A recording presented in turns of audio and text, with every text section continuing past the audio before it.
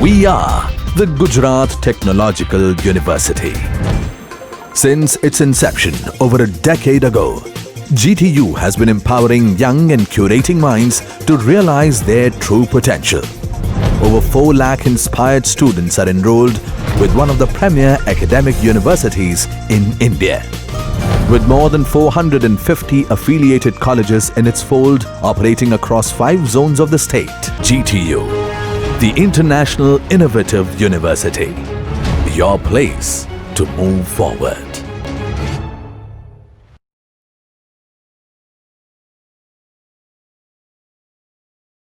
Hello students, today we will discuss about the buffers in pharmaceutical and biological systems. In that first we will see about that in vivo biological buffer system, and the best suitable example for this is the blood, and which is maintained at a pH of about 7.4. The plasma, which is a part of the blood, contains the carbonic acid, bicarbonate and acid alkali, sodium salts of phosphoric acid as buffers. So the plasma proteins which behave as the acid in blood can combine with bases and so act as the buffers. So in erythrocytes, the two buffer systems consist of hemoglobin, oxyhemoglobin, and acid alkali potassium salts of phosphoric acid is there. So let us consider about the ionization constant, that is dissociation constant, which is indicated by pK1 for the first ionization stages of carbonic acid in plasma at body temperature, and an ionic strength of 0.16 is about 6.1. So the buffer equation for the carbonic acid bicarbonate buffer of that blood components is pH is equal to 6.1 plus log SCO3 minus divided by H2CO3. That is a Henderson-Hasselbalch equation, uh, which is very essential to determine the pH of that. So in that equation, H2CO3 represent the concentration of CO2 present in the present as H2CO3 dissolved in blood, and at a pH of 7.4, the ratio of bicarbonate to carbonic acid in normal blood plasma is log SCO3 minus divided by H2CO3 is equal to 7.4 minus 6.1 is equal to 1.3, or SCO3 minus divided by H2CO3 is equal to 20 divided by 1. The next example is a lacrimal fluid or tears, which have also a buffer capacity. In that they have been found to have a degree of buffer capacity, allowing a dilution of 1 raised to 15 with neutral distilled water. The pH of the TS is about 7.4 with a range of 7 to 8 or slightly higher.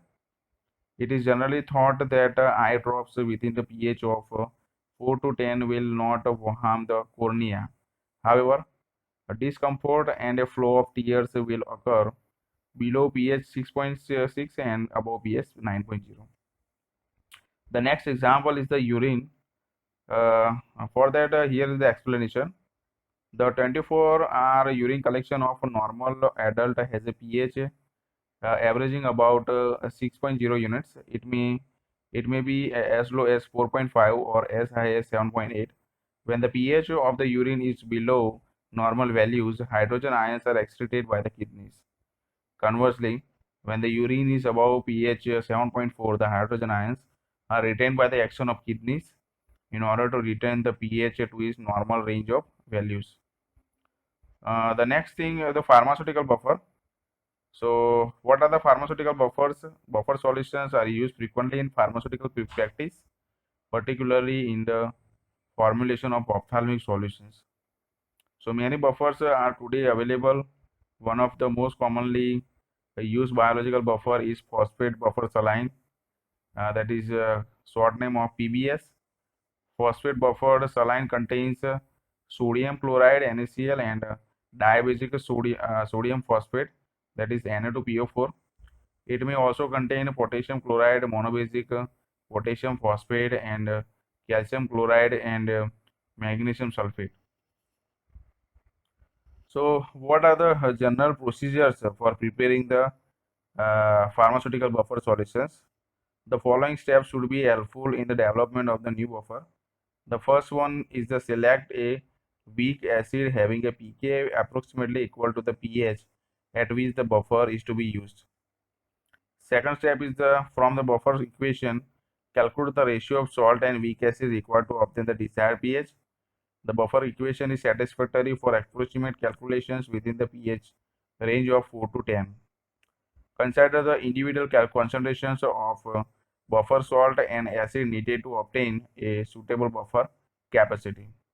So a concentration of 0.05 to 0.5 molar is usually sufficient, and a buffer capacity of 0.01 to 0.1 is generally adequate. The next step is other factors of some importance in the choice of pharmaceutical buffer include availability of chemicals, sterility of the final solution, stability of the drug and buffer on aging, cost of materials, freedom from toxicity. For example, a borate buffer, because of its toxic effects, certainly not be used to stabilize a solution to be administered orally or parenterally. The further step is finally determine the pH and buffer capacity of the completed buffered solution using a reliable pH meter. In some cases, sufficient accuracy is obtained by the use of pH papers, particularly when the electrolyte concentration is high. It may be found that pH calculated by the use of buffer equation is somewhat different from the experimental value. This is to be expected when activity coefficients are not taken into account, and it emphasizes the necessity for carrying out the actual determination.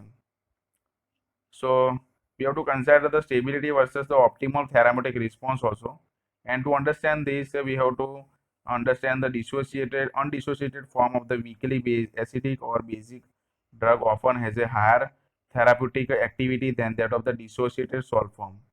This is because the former is lipid soluble and can penetrate body membranes readily, whereas the ionic form, not being lipid soluble, can penetrate membranes only with a great difficulty. It is observed an increase in therapeutic response of weakly basic alkaloids used as ophthalmic drugs as the pH of the solution and hence concentration of the unsaturated pH was increased.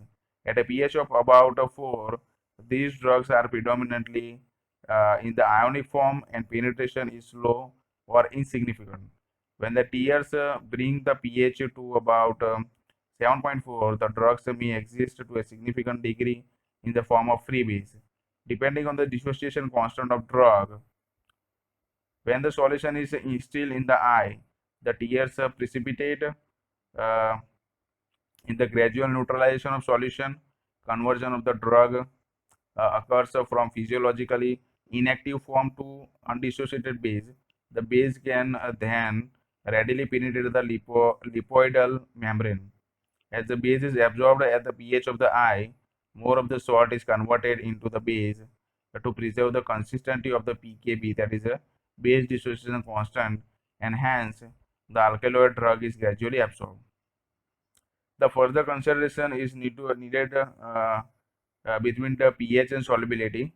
So at the low pH, a base is predominantly in the ionic form, which is usually very soluble in the aqueous media. As the pH is raised, more undissociated base is formed. When the amount of base exceeds the limited water solubility of this form, free base precipitates from the solution. Therefore, the solution should be buffered at a sufficient low pH so that the concentration of alkaloidal base in equilibrium with its stores is calculated to be less than the solubility of the free base at stored temperature. Thank you. This is the end of the lecture.